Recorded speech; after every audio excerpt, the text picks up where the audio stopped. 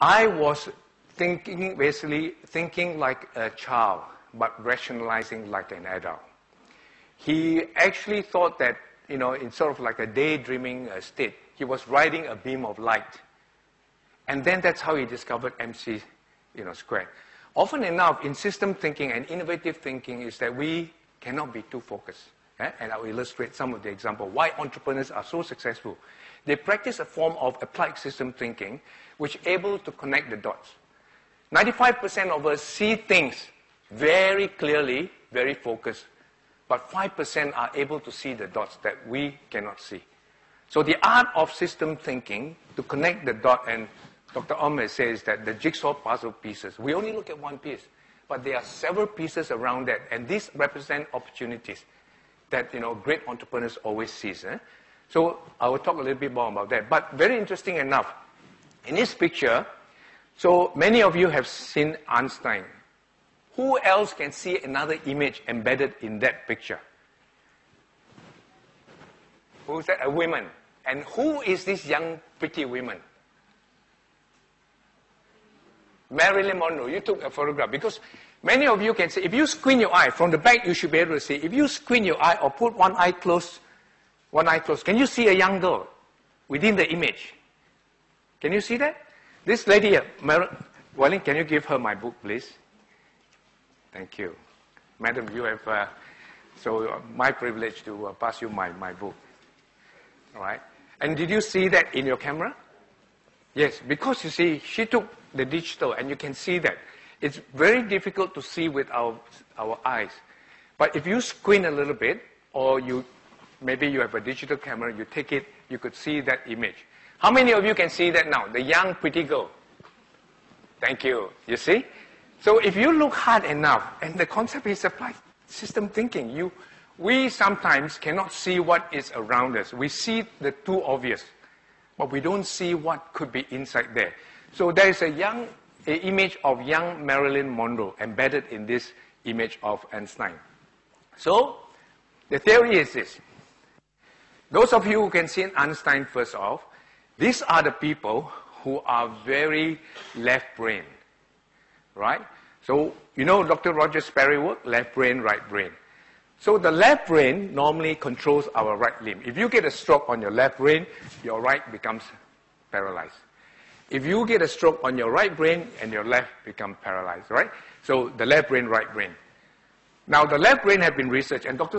Roger Sperry won a Nobel Prize doing this research, is that the left brain are the logical, the analytical, right? We are all right brain. We are born right brain, but we are schooled into the left brain because of career. But as we grow older, one day when we grow older, we'll move to right brain activities.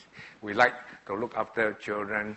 We like to garden. We like to travel. We like to karaoke, right? These are all right brain activities.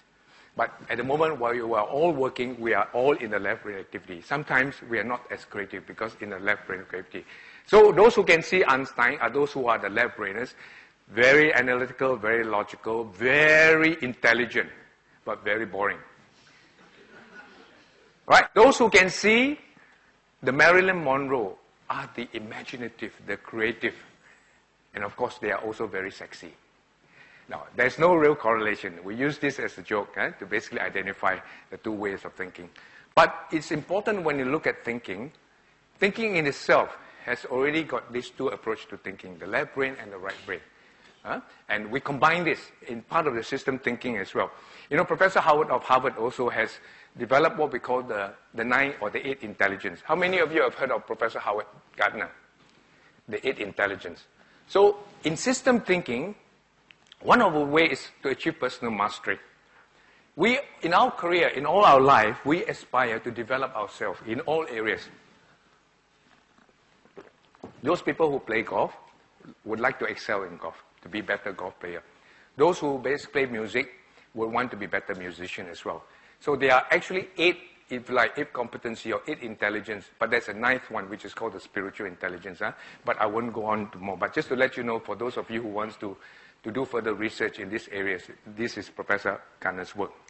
Okay, moving on. I maintain, subscribe. Who would agree with me that as a human being, we are a system? Can someone, would you all agree with that? Yeah, many of you have agreed that we are a system. Why we are a system? Because as a whole human being, you know, when you have a stroke, if your brain is not working, the whole body does not function. So we are a collection of what we call systems, organs that allows us to function effectively. If we have a heart attack, then immediately we become dysfunctional because we cannot operate effectively. So like many things, if our kidney and our livers are not working, so we are a composition. God is very kind. God has actually made the human being a unique system in itself. We are a part of a system, as you can see, right? From an individual, we are part of a family system.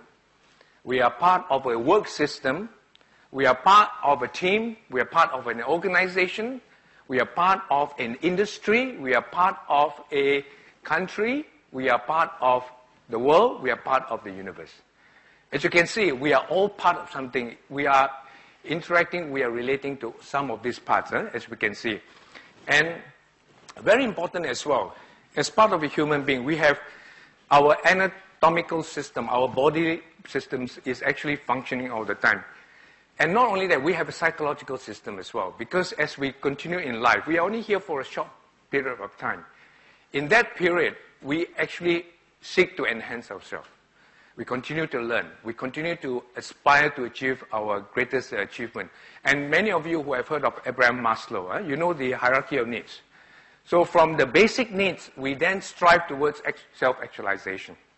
So that self-actualization is the best that we can do in terms of personal mastery. And that's what Professor Peter Senge has been saying in the fifth discipline of learning organization. So we all aspire to be the best that we can. And these are some of the systemic thinking. Over time, we fulfill our basic needs, and then we reach basically the highest needs, which is actually self-actualization. Now, so we are definitely a system. But just look at that. We are part of a universe as well. So the galaxy is also part of the system. I just want to place in context what we are talking about in terms of system, and then we can look at the actual application in terms of applied system thinking. We are part of the globe. Today, we hear about the flat world. Thomas Friedman, Professor Taguchi said last year as well, that we are now basically interacting with each other. And in fact, Professor said the hamburger effect, right? The US financial crisis, they sneeze and we catch cold, right? So we are so integrated in that respect is that when they sneeze and Asia will catch cold. So we are very much integrated today. And we can't help it because, we are. Globalization has been here a long time ago in Asia, in Thailand as well. In Malaysia, we have already got globalization 1.0 in the 1960s.